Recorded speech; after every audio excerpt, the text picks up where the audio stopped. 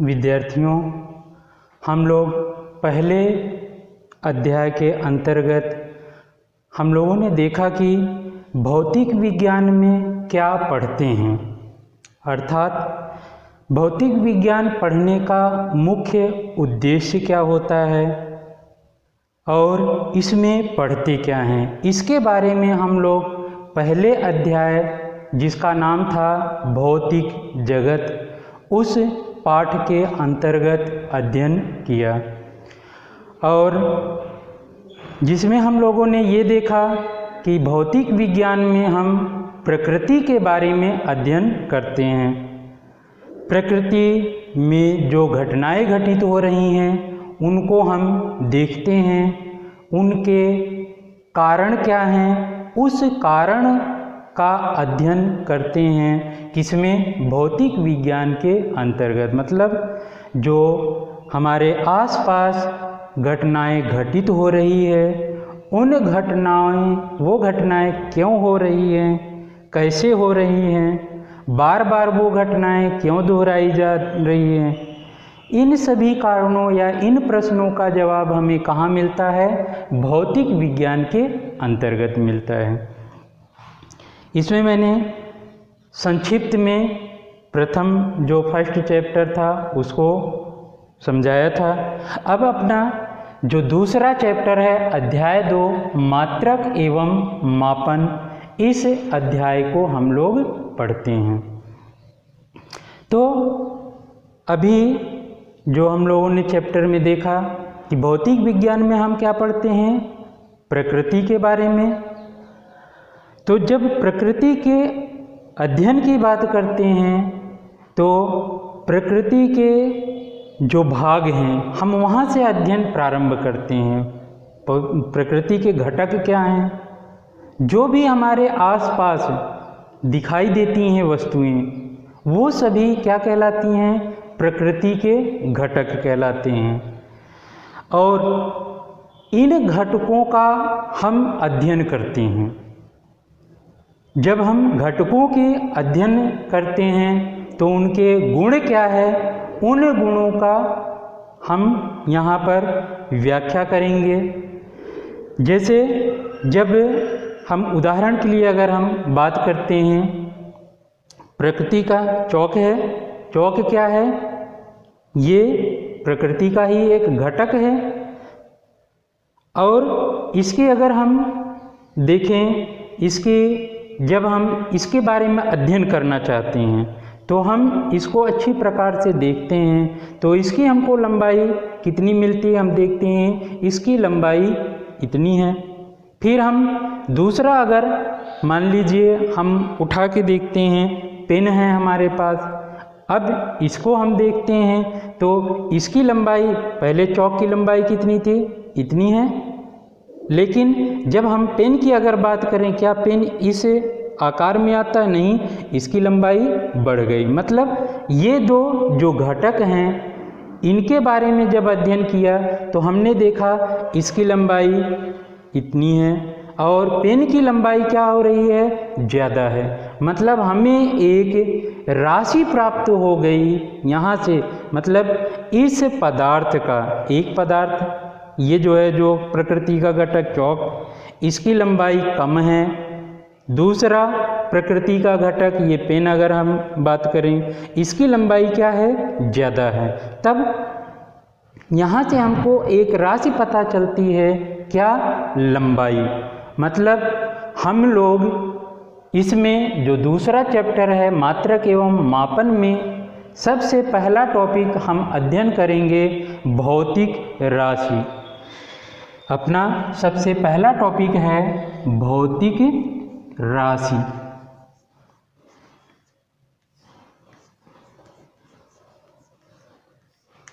या राशियां कह दें, जिसे इंग्लिश में फिजिकल क्वांटिटी,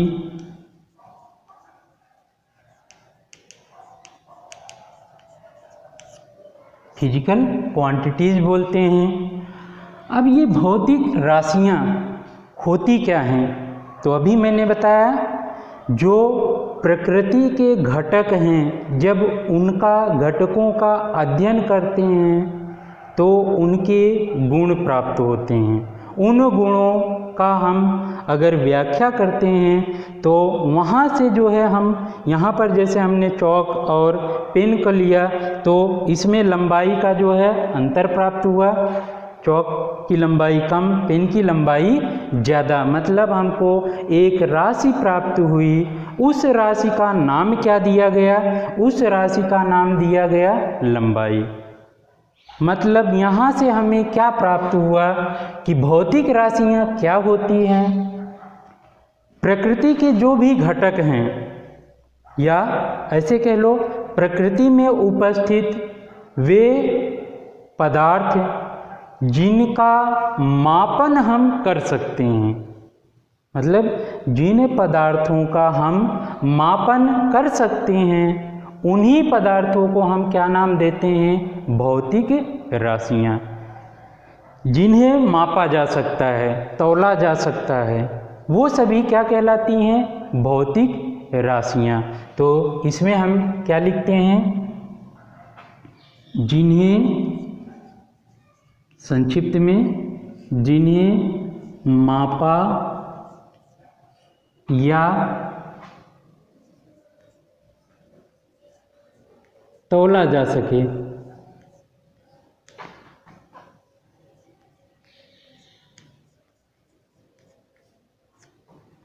उसे ही हम क्या कहते हैं? भौतिक राशियां कहते हैं। अब अगर हम ये देखते हैं, जो प्रकृति है, प्रकृति के बहुत सारे घटक हैं और बहुत सारी राशियों को हम माप या तौल सकते हैं। तो इस प्रकार से बहुत सारी राशियां हो जाएंगी। अब इनका अध्ययन करने के लिए हम इनको सही प्रकार से अध्ययन करने के लिए वर्गीकृत करते हैं। तो वर्गीकृत भौतिक राशियों को किस प्रकार से वर्गीकृत किया गया है तो इसको हम देखते हैं। तो यहाँ पर हम भौतिक राशि का वर्गीकरण देखते हैं। तो भौतिक राशि का जो वर्गीकरण है इसका हम एक टेबल बना लेते हैं। भौतिक राशि, ये जो भौतिक राशि है, इस भौतिक राशि को एक तो वर्गीकृत करते हैं हम किसके आधार पर? दिशा के आधार पर। दिशा के आधार पर जो भौतिक राशियां हैं, इन भौतिक राशि को या भौतिक राशियां कह दीजिए, दोनों एक ही चीज़ हैं, ज़्यादा कंफ्यूज नहीं होना है। राशि से एक क्वांटिटी को व्यक्ति हो रही है, भौतिक राशियां मतलब बहुवचन हो गया, बहुत सारी की बात कर रहे हैं। तो ये जो राशियां हैं इनको हम किसके आधार पर? नंबर एक हम इसको वर्गीकृत करते हैं दिशा के आधार पर। दिशा के आधार पर, दिशा के आधार पर दूसरा वर्गीकृत करते हैं निर्भरता के आधार पर।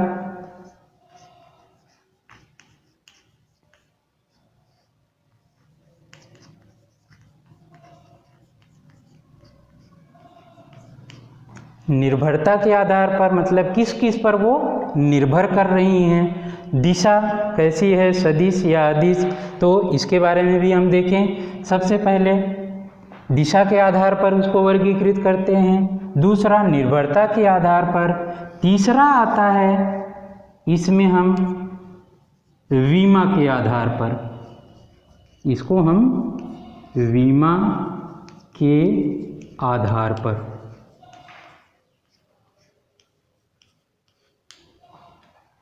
अगर हम बात करें यहाँ पर दिशा के आधार पर, ये जो भौतिक राशियाँ, क्योंकि प्रकृति में मैंने बताया जब हम अध्ययन करते हैं तो बहुत सारी राशियाँ प्राप्त होती हैं। तो उन राशियों को जब हम बांटते हैं किसके आधार पर? दिशा के आधार पर, तब इनको हम तीन भागों में बांटते हैं। तीन भाग, नंबर एक हम बोलते हैं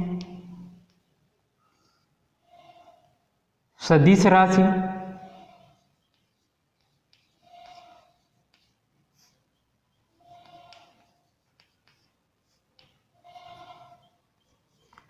दूसरा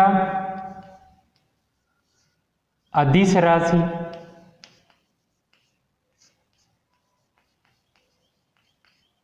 और तीसरी होती है प्रदिश राशि।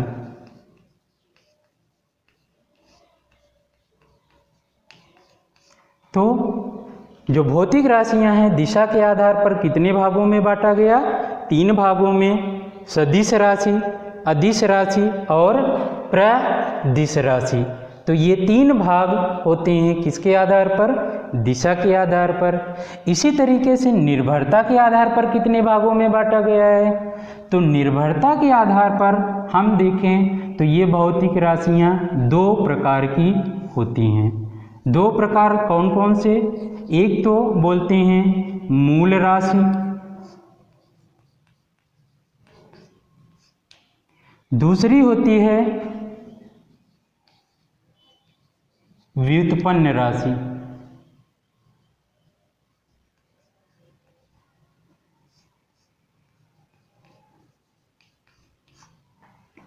एक मूल राशि होती है, दूसरी होती है व्युत्पन्न राशि।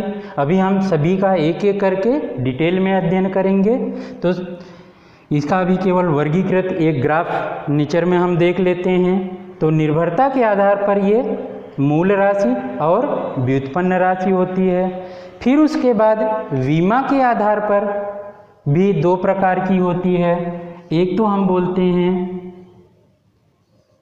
विमीय राशि,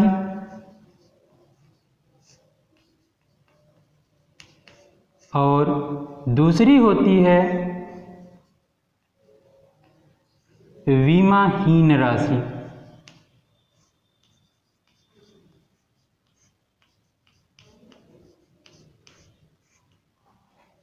तो कुल मिला के हमारे पास जो भौतिक राशियों का वर्गीकरण 3 के आधार पर किया गया, दिशा के आधार पर, निर्भरता के आधार पर, विमा के आधार पर। दिशा के आधार पर 3 प्रकार की होती हैं, सदिश राशि, अदिश राशि, प्रदिश राशि। और निर्भरता के आधार पर कितने प्रकार की होती हैं? मूल राशि, व्युत्पन्न राशि, 2 प्रकार की। विमा के आधार पर भी 2 प्रकार की होती है, विमीय राशि और विमाहीन राशि। तो ये जो भौतिक राशियां बहुत सारी हैं, उनका अध्ययन करने के लिए इस तरीके से उनको वर्गीकृत कर दिया गया। जब इनको हम वर्गीकृत कर देते हैं तब इसे आसानी के साथ हम अध्ययन कर लेते हैं। नहीं तो क्या हो जाता है, सभी जब पढ़ सकते हैं लेकिन क्या होगा, सब मिक्स हो जाएगा। मिक्स में तो हमको ध्यान नहीं रहेगा कौन से किस कैटेगरी का है। तो वर्गीकरण क्यों आवश्यक है? उसका सही प्रकार से व्यवस्थित अध्ययन करने के लिए हम इन्हें क्या करते हैं? वर्गीकृत करते हैं। अब सबसे पहले जो अपना सबसे पहला पॉइंट है, क्या है? दिशा के आधार पर। तो दिशा के आधार पर सबसे पहला सदिश राशि है। तो फर्स्ट हेडिंग सदिश राशि।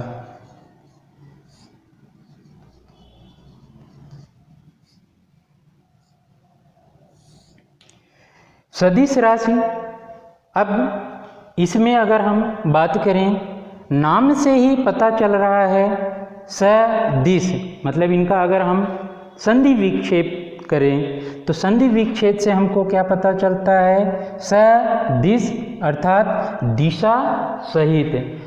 तो इसकी परिभाषा क्या होती है?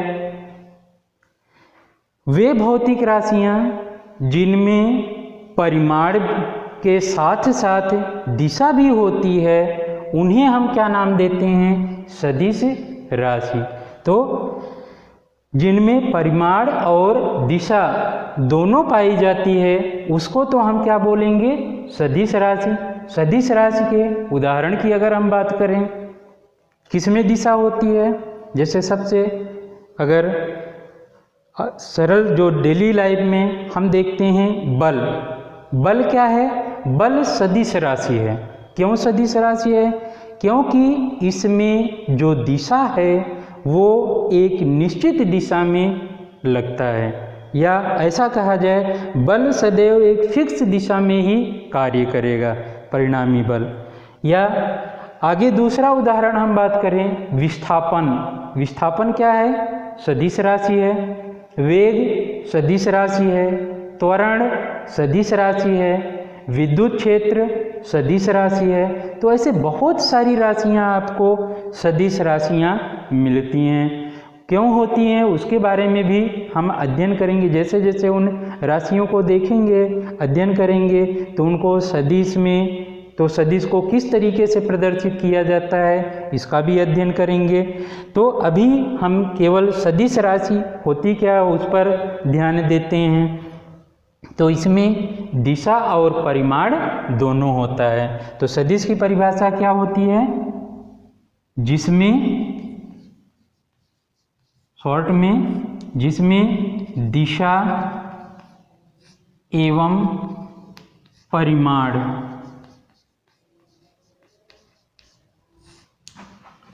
दोनों पाया जाता है।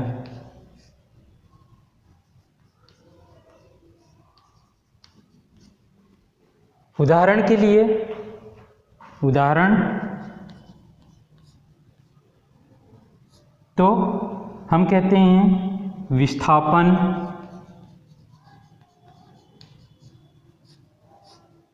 सदिश राशि है, वेग सदिश राशि है, त्वरण सदिश राशि है, बल सदिश राशि है, विद्युत क्षेत्र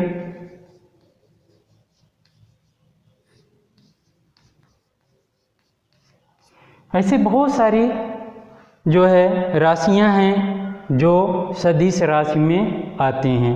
तो ये सभी किस में आते हैं? सदिश राशि में। दूसरा अगर हम बात करें, दूसरी क्या है? अदिश राशि।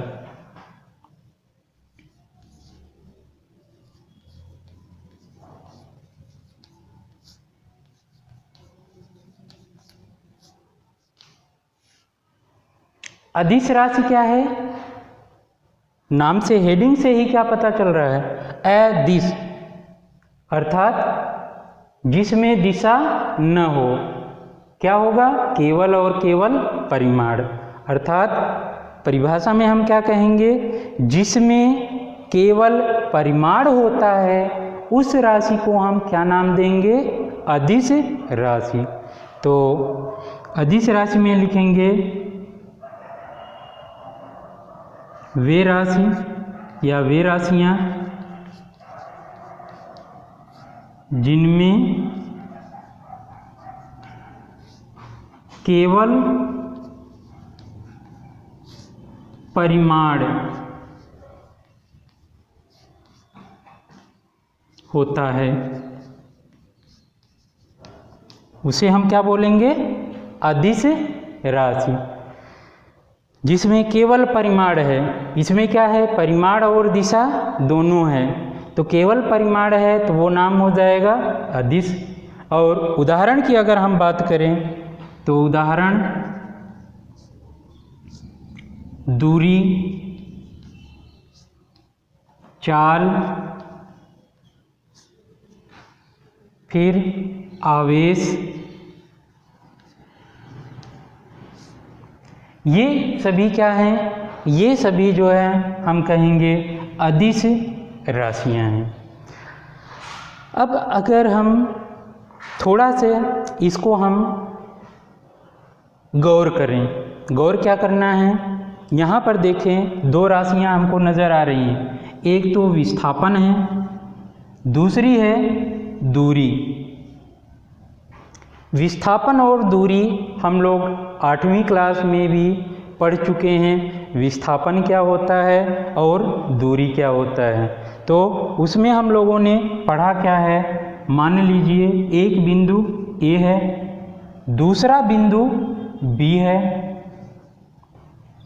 तो इन दोनों बिंदुओं के मध्य की जो सरल रेखीय या कहा जाए दोनों के मध्य की जो सीधी दूरी है, लंबाई है, ए और बी बिंदुओं के मध्य की न्यूनतम लंबाई, न्यूनतम लंबाई को हम क्या नाम देते हैं? विस्थापन। न्यूनतम लंबाई विस्थापन कहलाती है। दो बिंदु हैं, इनके बीच की जो न्यूनतम लंबाई क्या होगी, बिल्कुल सीधी रेखा जो प्राप्त होगी वो तो क्या कहलाता है, इसी को हम विस्थापन कहते हैं। दूसरा, अगर हम कहते हैं ए से बी बिंदु तक जाने के अलग अलग रास्ते हैं। मान लो हम यहाँ से ऐसे होते हुए इधर से यहाँ पर पहुँचते हैं। दूसरा, हम यहाँ से ऐसे घूमते हुए दोस्तों के घर होते हुए फिर जो है हम यहाँ पर बी पर बिंदु पर पहुँचते हैं। तो ए से बी बिंदु तक जाने के हमारे पास अलग अलग रास्ते हैं। एक तो दोनों के मध्य की न्यूनतम लंबाई है जिसको हम विस्थापन कहते हैं। विस्थापन के अतिरिक्त अगर हम दूसरे पथ का अनुसरण करते हैं, दूसरे पथ से चलते हैं, तो यहाँ पर ए और बी बिंदु के मध्य की जो लंबाई आती है उसको हम नाम देते हैं दूरी। ये क्या कहलाएगी, दूरी।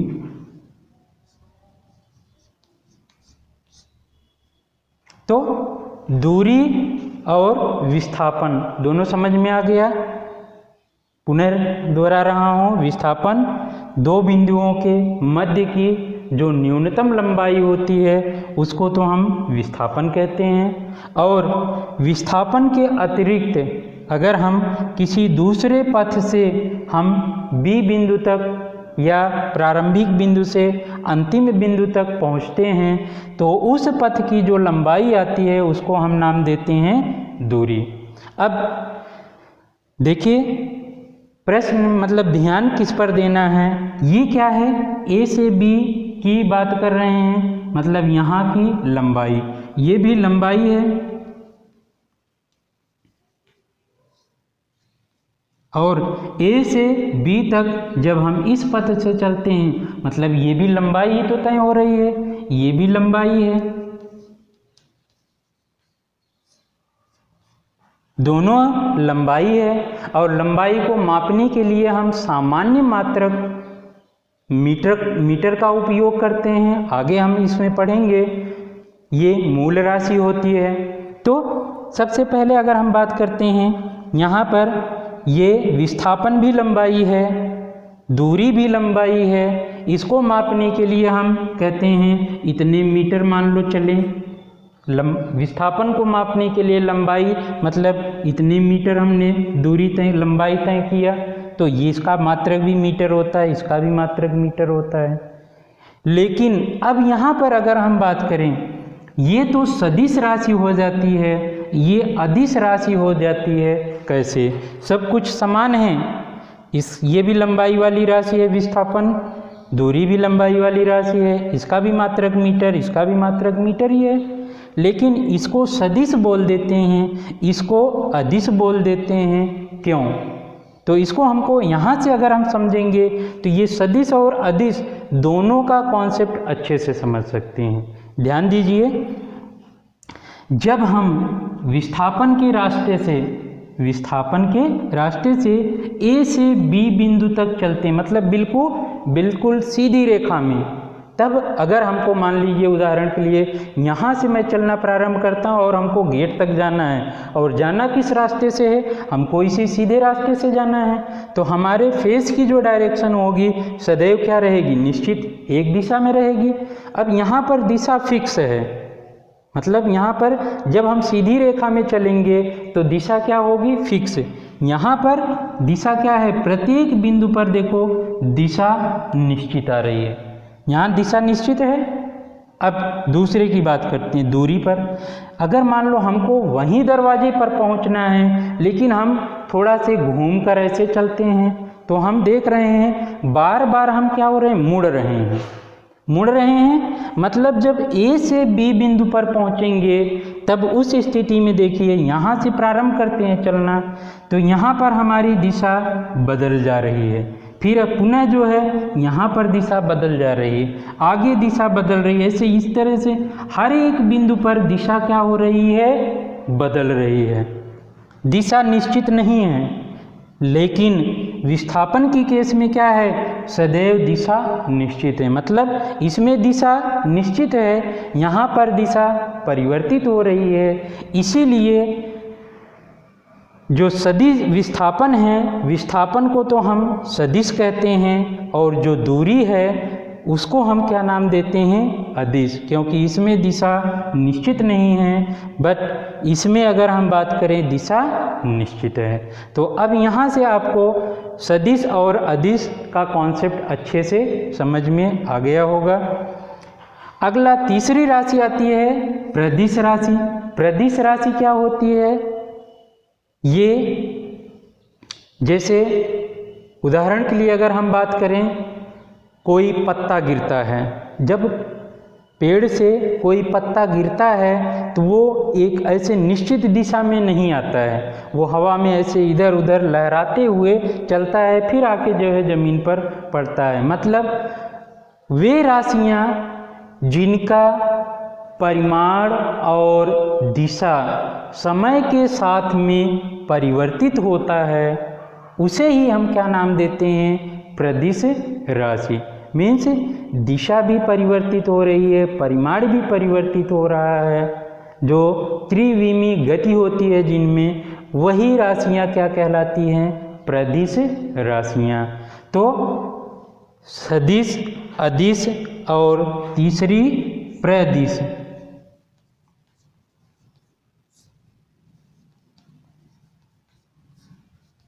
तो ये तीनों का अध्ययन हम लोगों ने, जो भौतिक राशियाँ, प्रकृति में जो बहुत सारी राशियाँ पाई गई, उनको हम दिशा के आधार पर 3 भागों में वर्गीकृत किए, अदिश राशि, सदिश राशि, अदिश राशि और प्रदिश राशि में वर्गी करके फिर उन राशियों का अलग अलग अध्ययन किए।